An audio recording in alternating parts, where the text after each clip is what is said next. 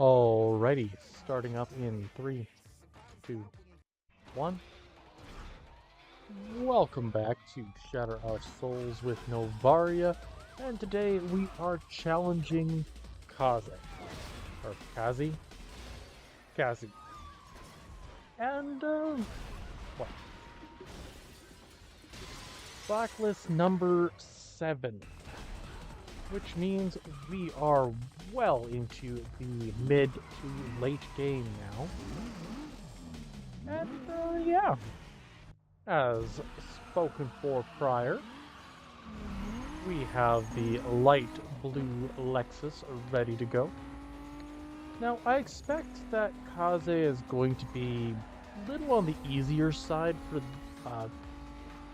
an average end of for an average boss fight in Need for Speed Most Wanted, because, quite frankly, sprints are a little bit of my personal favorite and a bit of my specialty as a result. And, well, a little bit of news for the channel while I'm currently monologuing. Number one, I have better opportunity in the near future here to make a surplus of content. Now, assuming that I finish making a given series, I will start up a new one ASAP to continue onward as it is. I'm currently tossing up 3 different series as a potentials for following through. Specifically following up on the Need for Speed challenge. And the reason behind all this is because my significant other is absolutely amazing. And throughout the past week has opted to provide me a full-on recording space within our home. Which means I no longer have to wait for 10 o'clock at night to do things for this channel. So, chances are I'm going to be able to push more content out. More content. Basically means more content being made, more series started, so on and so forth. Hopefully, more uploads. Or at the very least, not nearly as stressed trying to get from point A to point B. Knowing that, I'm thinking that this is going to be a fair bit easier going forward. And while I'm thinking about news for the channel, congratulations, this is the first video of the second year. Correction, second video of the second year this channel has been up and running, with July 20th being the official 1-year mark of the channel. As a result, hooray, here we are, fantastic all around. Poor Kaze keeps getting in multiple car accidents, so this race is virtually sorted out and done and dusted.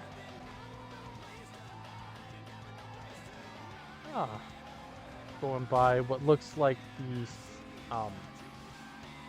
I'm not sure what you call it. It's an outdoor amphitheater or something. And the race with plenty of time to spare. So, first round down. Let's see what Kaze's got for us now.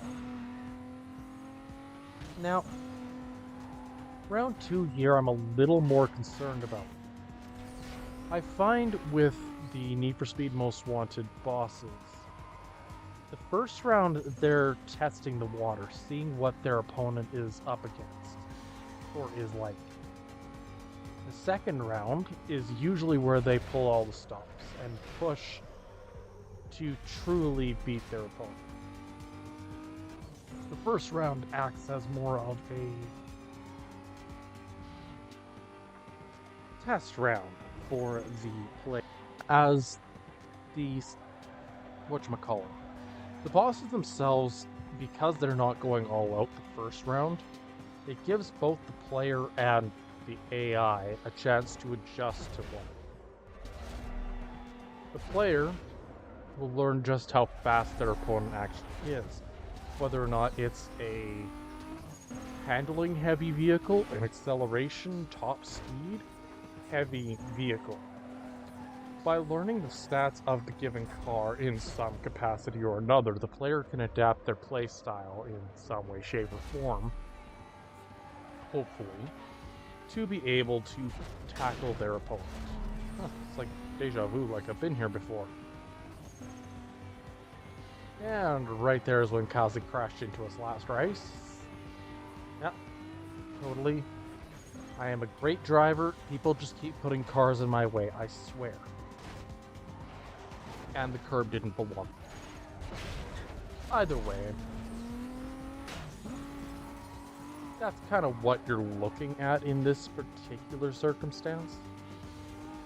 Overall, though, I'm thinking that this is going to go fairly well. Kaze doesn't have a front bumper, the Lexus doesn't have a rear bumper anymore, that's just to be expected at this point.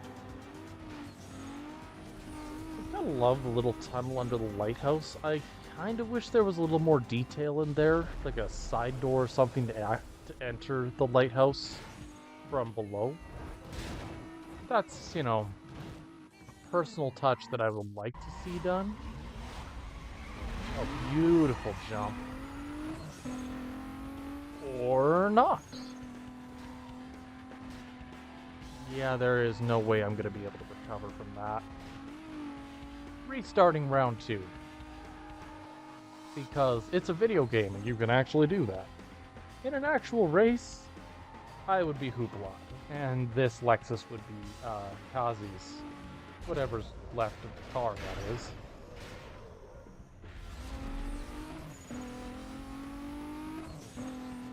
Yeah, that'd be a wonder. Maybe a little bit of a interesting way of going about it, in that if a vehicle took too much or took damage in a race, you would have to replace the car. I could see that going one of two ways. If I were to go that route... Oh, donut stand, do we get the hit? Yes! If you manage to land this... So if you manage to do the races, you would end up probably focusing very heavily on the toll booth time trials in Kaze's section of the game, as they would be the races that the player would be least likely to get in an accident on. But generally speaking, a major accident can happen at any point in time within a race, and you would effectively have to replace your car after every single police chase, assuming that you would either have to damage or repair that, or you would have to repair the damage on that vehicle at the end of each major accident. So that would be a little bit of a rough challenge, and at that point we'd be replacing this car 3 times over. Make that 4. Other news, I suppose, going forward here, is that we're gonna be tackling blacklist number 6 next week. Specifically, the police chase side of it, for Ming. Ming is honestly, a bit more on the forgettable side, because I forgot that he even existed. Or forgot his name to begin with. But that's probably an issue for next time for me to deal with, because I don't remember what car he drives or anything of that sort. Now, Kaze seems to have gotten herself into a major accident. Major accident means, well, from here on, we're pretty well done. The race is complete, and And we get to move on to the next section, assuming that she doesn't catch up to us, which is looking more and more likely by the second. Once again, who put a taxi? I swear I'm a good driver. People just keep leaving their cars in silly spots. And their toll booths. And their toll booths. And with that, she is defeated. So, if you like what you see, are curious if we will be able to actually complete this challenge, do the YouTube things. Drop a like, leave a subscribe, or perhaps a comment. I'd love to hear from the community as a whole. Until next time, I hope you have a good one.